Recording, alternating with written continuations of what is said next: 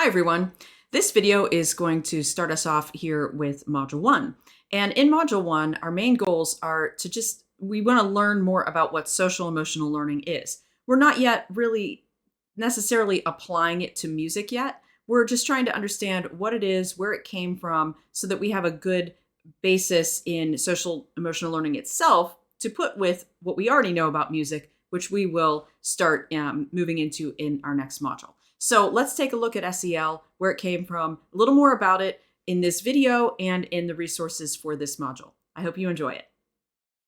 So is SEL new? Where did SEL come from?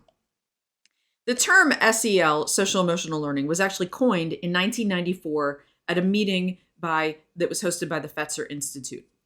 Of course, these types of things that are part of SEL were happening prior to 1994. They didn't just fall clear out of the sky at that moment. But that's the time that the actual term of social emotional learning became like a vocabulary word, that it was coined.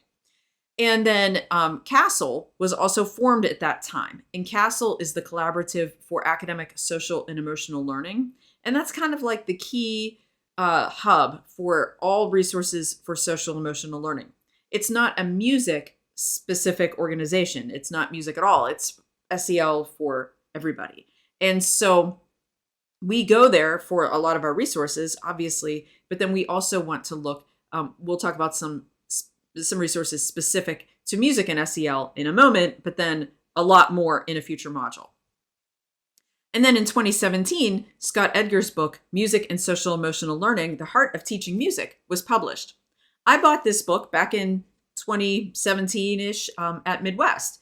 And I got home and I read it. I was like, that's a nice book. And then I put the book aside and went on with my life. Then 2020 happened.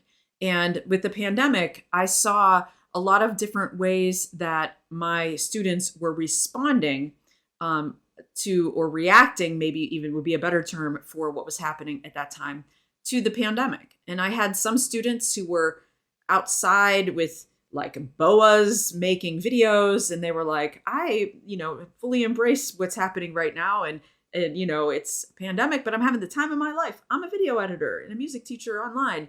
And I had other students who could barely get out of bed. And I emailed Scott and I said, Scott, like we need to take a look at this in terms of not just K-12, which is what the book that I just showed you, that book deals with. I was like, we need to talk about this in terms of music teacher education. So Scott and I started working on social emotional learning together. And that's where now we have this course and all these other things going on. So the pandemic for me was the moment of time when I was like, I really get it. I get why we want to build our SEL skills before we need them. And then when we get into a situation, instead of reacting to something, we're able to respond to it in a more healthy manner. Of course, pandemics are bad. Okay. That's, for sure. But everybody has a different way that they respond to bad things that happen, right? Or good things that happen, or just life and how life happens. So what is social emotional learning? What is SEL? So this is the definition here, and this comes from CASEL, directly from their website. Social and emotional learning is the process through which children and adults understand and manage emotions, set and achieve positive goals, feel and show empathy for others, establish and maintain positive relationships, and make responsible decisions. For me, I think those sound like really great things. We're going to talk in the next module about people maybe fighting us on SEL, but I don't know. That looks pretty good to me. It is proactive. So like I mentioned before, this is not something that maybe there's a student misbehaving in your class and I'm going to send you to SEL. That's not what it is. It's social emotional learning it's for everyone. And when we build those good SEL skills ahead of time, then we're able to respond in a more healthy manner when we're faced with life. There are 5 core competencies, and you're going to take a look at these on the CASEL website. And on the CASEL website, you're going to actually see this is exactly where it came from, as you see here, duly noted. On their website, you're going to be able to click on each of these every aspect of this wheel. So these outer rings you're going to be able to click on. Each of these little pieces of pie you'll be able to click on. The center you can click on. And it's going to give you a description of each of those competencies. The two that are in orange, those focus on the self, okay? Those focus on our identity. And then when we move into the green, they focus on others, or they focus on how we belong as people all together.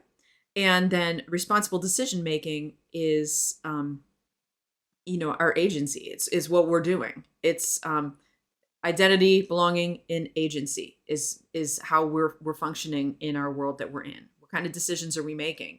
And if we're all going to make decisions, right? And we're going to hopefully do that in a healthy manner. So the 5 core competencies that we have the 2 that focus on the self, the 2 that focus on the others, and the 1 that focuses on our agency. We can also look at this as the 2 that focus on identity, the 2 that focus on belonging, and the 1 that focuses on our agency. We look at it this way. What I like to think about is we have to understand who we are, our identity, before we can really feel like we can belong. Like before we understand, what's important to us and how we want to be, who we want to be around and how we want to interact with others and all of those kinds of things. And those decisions move us to agency, how we're going to act in the world. Let's look at that backwards. What kind of decisions, what kind of agency, what kind of decisions do we see people making if they don't feel like they belong, right? They don't have a good sense of relationship skills. They don't have a good sense of social awareness. And maybe let's look all the way back to identity. What kind of decisions do we see people make when they're really not sure who they are? And so when we look at it backwards, I think that helps us see why we have to build that forward, why we have to focus on building all of these different skills. Now, of identity and belonging. Now, that doesn't mean we do identity. Okay, we're done with identity. Let's go to belonging. We're done with belonging. Now we're going to go over here to agency. We're always building all of those skills all of the time. But it's hard to have good agency if you don't have good identity and belonging. Now that we know what SEL is, let's talk a little bit about what SEL is not. So SEL is not counseling. That there are licensed people who go to school, they become counselors. They are counselors. We are not counselors unless we've gone to school for it. It is also not those one-to-one conversations, like students come down to the music room and, you have those conversations with them, because we do have our students for a long time. If you're like, say, a 4 through 12 band director, you might have the same students for all of those years. And that puts you in a position to have a really remarkable relationship with your students. But SEL is not those one-on-one conversations that you get to have. It's also not classroom management. Although when students have good, say, self-management, and they're able to say to themselves, like, I need to step away from this situation or whatever before I knock someone out or whatever, they're able to have good self-management. That's going to help you in your classroom management, but that's not why we do it. And that's not the number one reason. And it's also not reactionary. So again, like I said earlier, it's not, you are in trouble. That is it. You are going to SEL. That's not at all. It's not a punishment. It's not a reaction. Like I said earlier, I did start my interest in SEL in a sort of reactionary way because of the pandemic, after I saw the impact that it had on my students. But now it is in a proactive way, in trying to look at ways to embed SEL into our program so that our students are building those skills that will help them in their lifetime. SEL's benefits are backed by research, and we'll look at a little of that research in this module. It's backed. There's research that suggests that increased academic achievement improves behavior. It can even help reduce poverty and improve economic mobility. It can improve lifetime outcomes. And there are statistics of support that come from a lot of different people: young people, principals, teachers, scientists, employers, and parents. So that's the end to my introduction to this module. Now what you'll do is go ahead and move on to the assignments that I have for you on D2L to help you learn more about this module. Thanks for watching.